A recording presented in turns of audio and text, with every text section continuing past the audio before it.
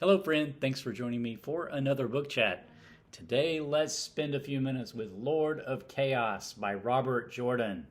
This book was originally published back in 1994.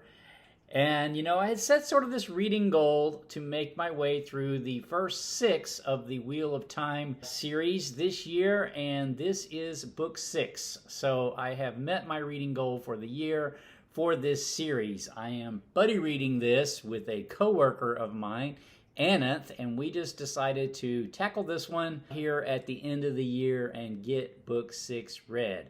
And of course, it was a lot of fun. So how I'm going to approach this chat, though, because this is a series and we are now in book six, so I don't want to give away any spoilers or anything that I think would detract from a first-time reader's experience with the book. So I thought what I would do is just go over a bit about, spoiler-free at first, as far as the most interesting things, that sort of aspects that I took away from this particular book in the series, and then I will give a warning, and then we'll talk about some of the most interesting and most fun plot twists that I saw here in this particular book, Lord of Chaos. So let's jump into it.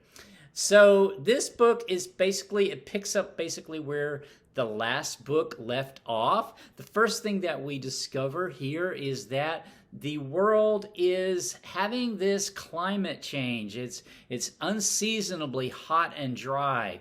And this climate issue is thought to be caused by some intentional force. And so that is sort of the background. It runs through the entire book. We are still in the conflict picks up from the last book, the conflict between with the Dark One and the Dragon Reborn and the group from the Two Rivers, as they have scattered into different places as the last book ended and as this book begins, and their sort of struggles against the Dark One's agents, the Forsaken, the Dark Friends, the Black Ajahs. There's also a lot of political instability in this book, because as the Dragon Reborn's power has increased, it has caused a lot of instability in the various kingdoms. So some kingdoms are in revolt. The Dragon Reborn has taken control of some other kingdoms. There are other forces at work trying to control others, such as the White Cloaks. And so, anyway, there's a lot of this sort of political aspects, political intrigue here in this particular book. As the different factions either struggle to position themselves as best they can within the Dragon Reborn's new power structure, or oppose it in various ways. So, okay, let's talk about a few of the most interesting, though, kind of aspects of this particular book. What has interested me most throughout this entire series is the gendered use of the one power, sort of the magic. It's saidin and saidar. Saidin energy is the male aspect of the energy, and saidar is the female aspect of the energy. And so we learn much more about the male aspect in this particular book. The uses of the power differ, and a really interesting way to look at this is to look at figure skaters. The power is basically equal. So if you look at figure skaters, but it's very different. So if you look at figure skaters, you will see that sometimes even when there's figure skating pairs, there's a male and a female, and they might be doing the exact same movements, but there's a different energy there. If you watch them in going through the exact same synchronous movements, there's some difference there, some sort of difference in the energy there. And to me, that illustrates kind of the difference of visual of the difference between the saidin and the saidar energy. But, the female power is stronger in certain aspects, and the male power is stronger in other aspects. And this is explored more in this book, especially the male power, as the Dragon Reborn starts trying to re-establish the male power, which I've explained in previous books had been lost in the centuries past due to a conflict called the Breaking of the World. So I won't go into that in this particular book. But another sort of interesting thing here in this book is the continued and the series as well, really, is the pull of the Ta'veren.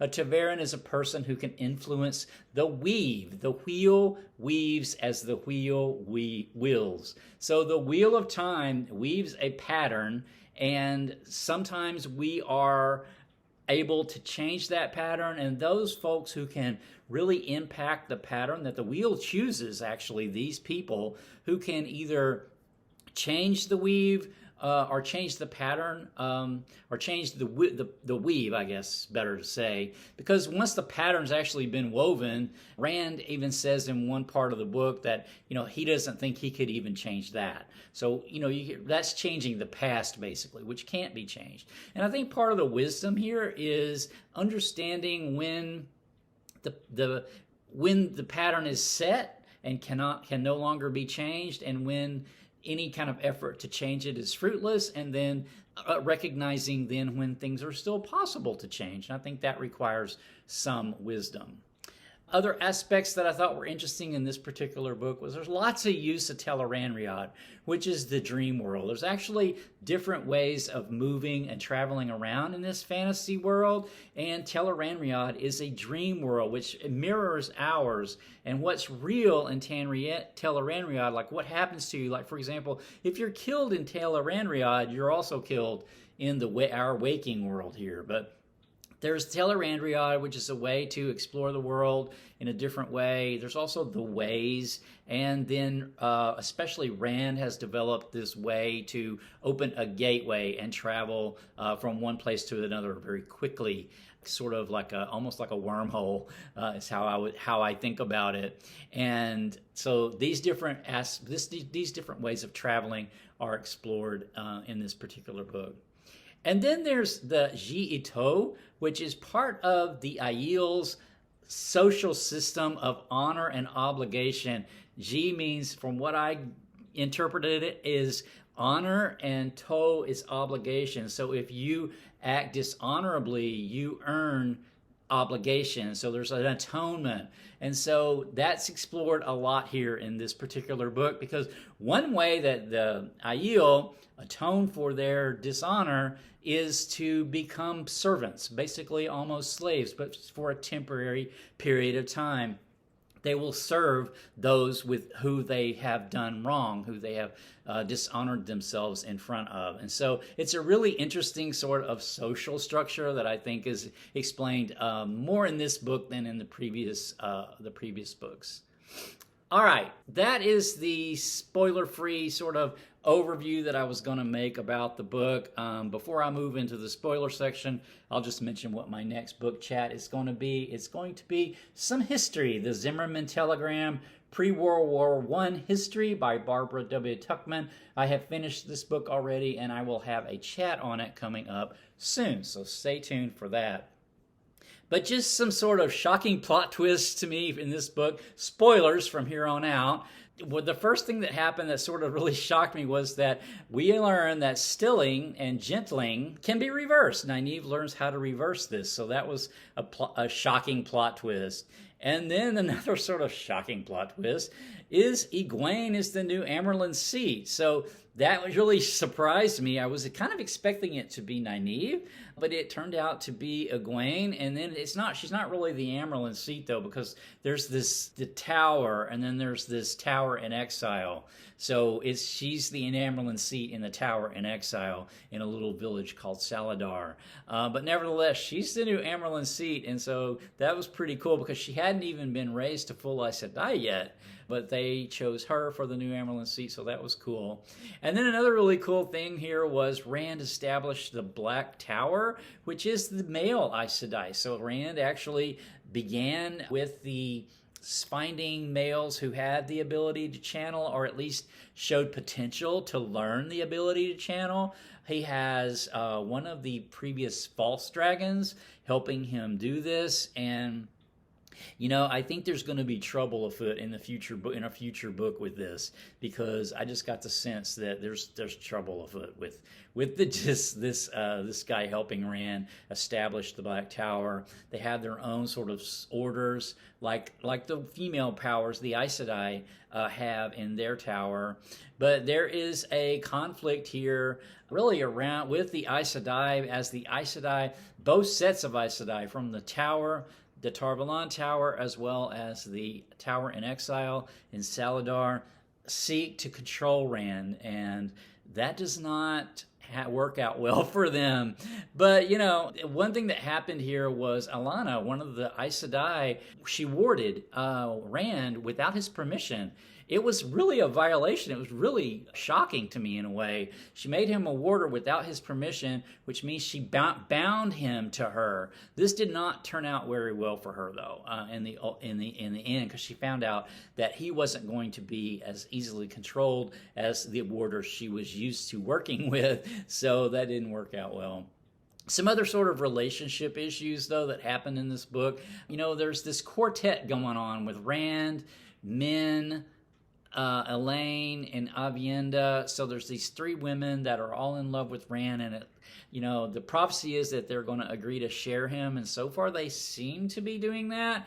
Rand is anyway involved with the quartet with them, and then he's also, because he was against his will bound to Alana, he can feel her presence even a long distance away. So there's another woman there involved with Rand as well. Nynaeve and Lan. So Lan did not appear in this book, so he's still out there somewhere, I guess, but he did not appear here, although Nynaeve still wears his ring around her neck. So I feel like we're going to see Lan maybe in a future book. I hope so. And Loial, the Ogier, his family shows up along with his mom, with his prospective wife, and they don't quite get together because of different things that happen in this book. But it looks like Loial is going to be destined to get married here in a future book. So it was a lot of fun. This book has some of the same pacing issues that I've seen in the other books, where we go through most of the book with the action constant but not overwhelming, and then the very last fourth especially or so, it's just there's a lot of action, and a lot of things happen and resolve sort of seems like all at once. And that pacing issue I saw also, at least in the last book and one before that too, I think, definitely present here. Nevertheless, I did enjoy it immensely, and I hope next year to get through another 6 of the series, so stay tuned for that. All right, I will leave the chat there. I have more coming up, so until next time, take care.